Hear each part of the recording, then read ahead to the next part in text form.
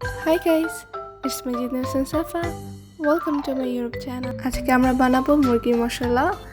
মুরগি মশলা বানানোর জন্য আম্মা আগে ফার্স্টে মুরগিগুলোকে ভালোভাবে মশলার মধ্যে মেখে নিয়েছিল।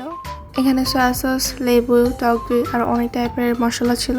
মুরগিগুলোকে ভালোভাবে মশলা দিয়ে মেখে এগুলোকে ওভারনাইট রেস্টে রেখে দিতে হবে।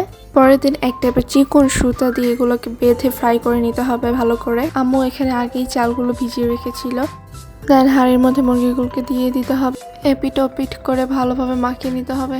ইয়েস, আই নো দ্যাট এগুলোর মধ্যে দেখার কিছুই নেই, বাট আমি কি করবো, আমার তো আমার চ্যানেলটাকে চালিয়ে রাখতে হবে, তাই না?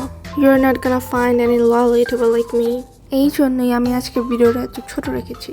আচ্ছা যাই হোক, মুরগিগুলোকে ভালোভাবে মিশিয়ে নিব মশলার মধ্যে। দেন ওপর দিয়ে ব্রাশটা ছিটিয়ে দিব এক্সট্রা ফ্লেভার এবং সৌন্দর্যের জন্য। ইট ইজ লুকিং সো লোভনীয়। ব্যাকগ্রাউন্ড সাউন্ডের জন্য ভালোভাবে আমি ভয়েসও দিতে পারছি না।